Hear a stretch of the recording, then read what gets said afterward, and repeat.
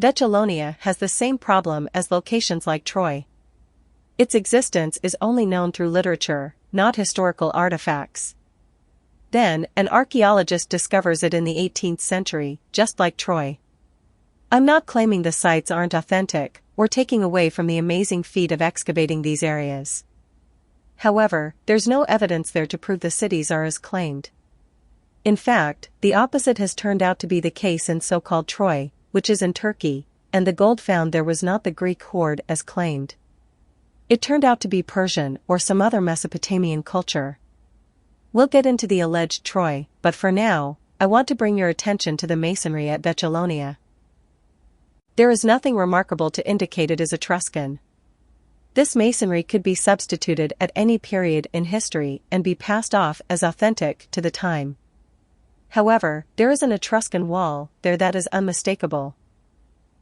The artifacts aren't exactly revealing, and even if they were, there isn't enough Etruscan script to prove that the site is as claimed.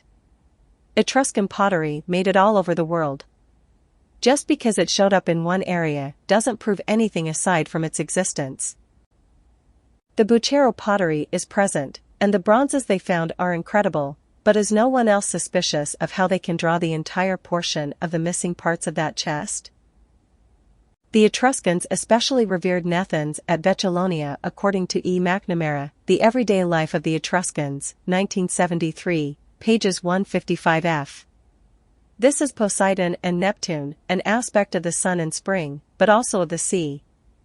This is significant to my work because it supports the link between the navigators and the Etruscans, who are likely Phoenicians, as well as their part in the ancient maritime empire that I suspect is being covered up.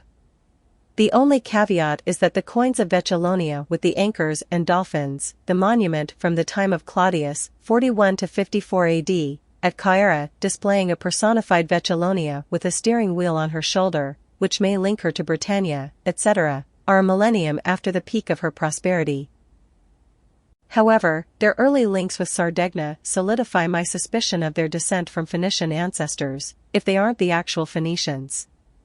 This is demonstrated by the false stone tombs that came to Populonia from Sardegna c. 800 BC, which are found in Vetulonia. Sardinian bronze model boats and animals were also found in Vetulonian tombs from the 7th century BC. According to Strabo, v. 2, 7, 124, 225, Sardinian ports such as Theros have yielded many Etruscan products, which is why he called the inhabitants Tyrrhenians, Etruscans. Finding the ports of Vetulonia is challenging because according to Cristofani, sea level was 1 meter higher between 600 BC and 100 AD than it is now. This is out of my wheelhouse, but the coastlines do appear to have been eroded by higher seas. Perhaps a landscape change like the collapse of an isthmus, such as the Strait of Gibraltar, or some other geological phenomenon, caused this. Grant wrote, The Etruscans, pages 184, 185, in ancient times, however, when the sea level was so much higher, this flat land, as we have seen, was an extensive lagoon named Lake Prillius. The lagoon was fed by the Bruna and Ombrone alike, just as Pisces Lagoon, which has likewise disappeared, took the inflow of both the Arno and the Serchio, or canals may have linked it to the two rivers.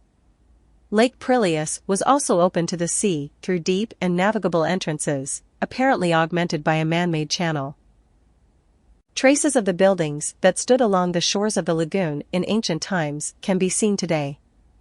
They date from the 3rd and 2nd centuries BC, showing that Lake Prillius still existed at that time, and Cicero mentioned an island in the middle of its waters in 52 BC, in defense of Milo, Ziv. 74.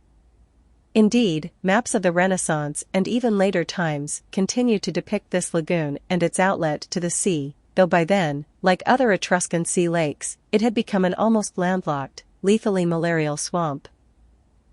Grant made a great observation, IB page 185, moreover, other hamlets on either side of the lagoon's shores, though once again wholly landlocked today, have or had Italian names that are suggestive of earlier maritime activity: Casa Galera, Boathouse, Porto Acal, Hillside Port, Porto alle Caval, Maras Port, Pesquera a Mare, sea fishing. It seems likely, therefore, that that Vetulonia had a whole series of adjacent harbor installations on Lake Prillius.